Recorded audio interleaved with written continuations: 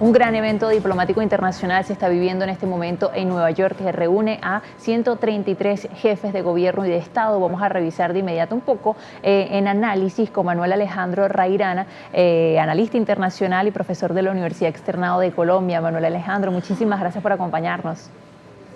A ustedes muchísimas gracias por la invitación. Bueno, Manuel, es un hecho que por supuesto estos discursos se han concentrado en lo que está sucediendo en este momento en Gaza y sobre todo la escalada en Líbano. Pero antes de que profundicemos sobre eso, yo quisiera que revisemos algunas de las principales críticas que hemos visto en la que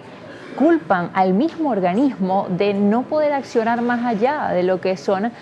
algunas declaraciones, algunos discursos y que a su vez ciertos países no están cumpliendo con la Carta de las Naciones Unidas.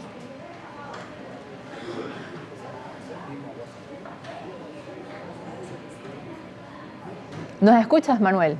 Sí, ok, digamos que es interesante evidenciar estas críticas de los estados, pero no hay que olvidar una cosa: la Organización de Naciones Unidas funciona de acuerdo a las disposiciones de los estados. Entonces, en ese sentido, si los estados involucrados en los conflictos o sus aliados no tienen la voluntad de resolver o de, digamos, de cooperar frente a algunos temas, pues realmente a Naciones Unidas le queda difícil. Eso por un lado. Por el segundo, quiero recordar a todos los televidentes que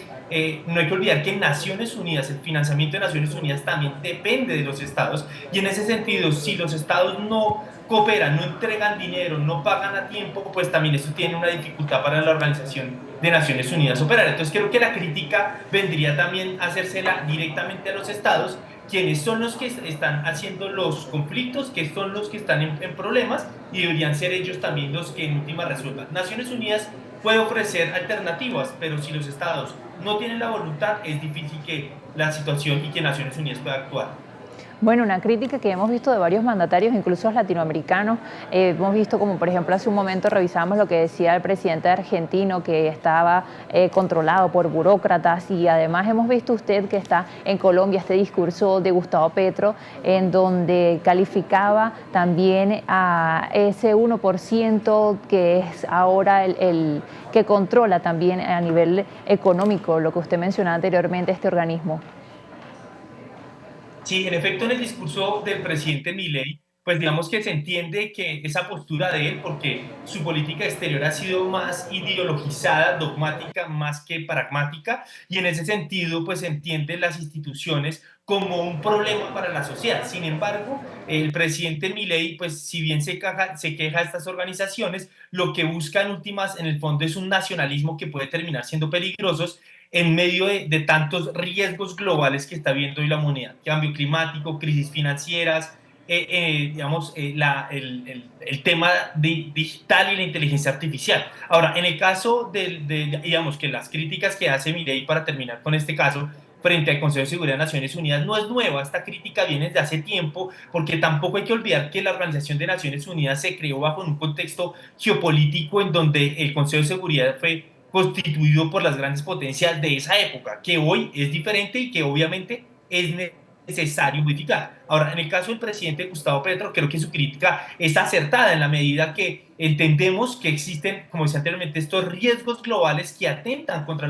la supervivencia de la humanidad, y vemos que los estados no están operando, no están actuando en consonancia, por ejemplo, a los 17 Objetivos del Desarrollo Sostenible, que es para 2030. Entonces creo yo que aquí tendremos que hacer una crítica y un análisis mucho más profunda, y es qué pasa con esas fuerzas sociales a nivel global que no están permitiendo o que no quieren hacer este tipo de cambios. Entonces creo que ambas críticas son interesantes, pero digamos que a diferencia de Milei, el presidente Gustavo Petro sí le apuesta a la construcción de una cooperación y una multilateralidad, que creo que ante estos riesgos globales y las amenazas es más necesario hoy, más que nunca, trabajar de manera mancomunada y evitar esos nacionalismos y ese unilateralismo que, como hemos evidenciado en la historia, no nos trae buenos resultados, sino por el contrario, en ocasiones hasta la guerra.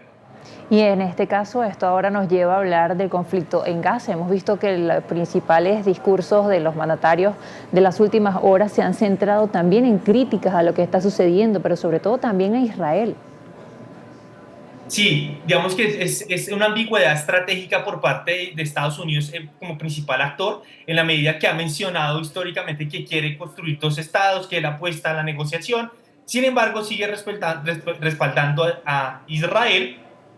quien hace unos meses asesinó al negociador de Hamas en la mesa en Qatar. Pues digamos que esto tampoco es una muestra que realmente quiera negociar, pero a la misma vez vemos que Estados Unidos, cuando comparte esta posición política de manera paralela, como sucedió ayer, no apoyó la resolución en que se le permitía considerar a Palestina como un Estado miembro y que se le ampliaran sus derechos como un Estado. Entonces, pues digamos que esos discursos son contradictorios, una estrategia ambigua que lastimosamente en últimas, mientras que comparten esta y establecen una estrategia ambigua, estamos viendo cómo asesinan a niños, mujeres, niñas, y pues digamos que esa ambigüedad estratégica de ninguna manera sirve ni para el conflicto, ni para las víctimas, ni tampoco para el derecho internacional humanitario. Que todos estos mandatarios, Milei y el presidente Biden, entre otros, critican a Naciones Unidas, pero son unos de ellos de los que promueven más el incumplimiento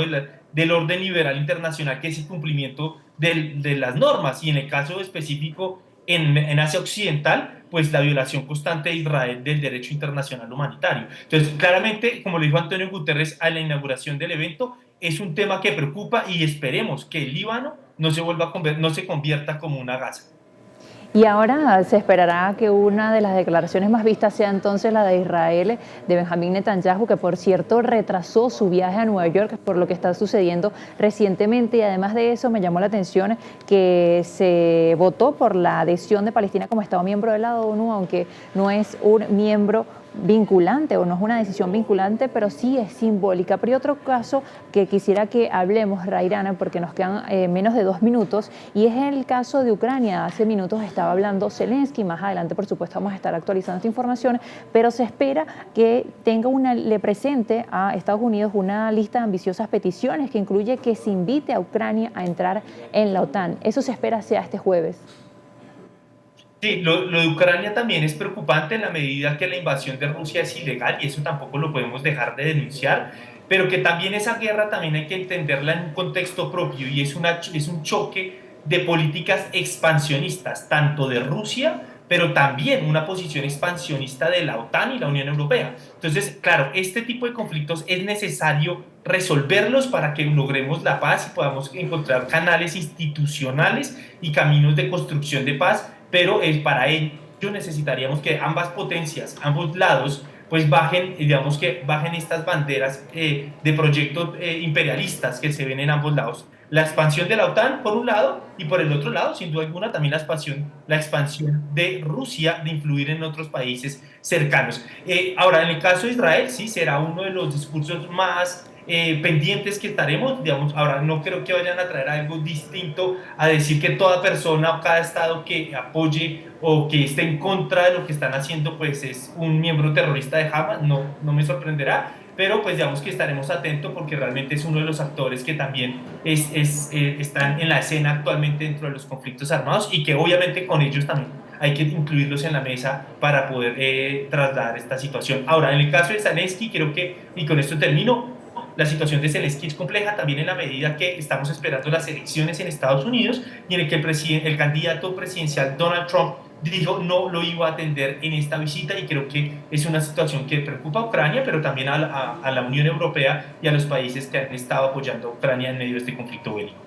Y Estados Unidos está viendo límites en su capacidad, en su influencia internacional y diplomática.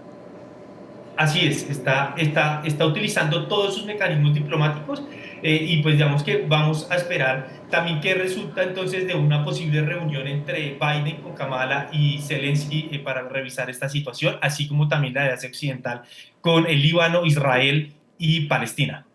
Muchísimas gracias, Manuel Alejandro. A ustedes muchísimas gracias y un cordial saludo para toda su audiencia. Analista internacional y profesor de la Universidad Externa de Colombia, nos acompañó para analizar lo que está sucediendo. Por supuesto, vamos a estar muy atentos a los próximos discursos. Muchísimas gracias por acompañarnos durante estos 30 minutos en vivo.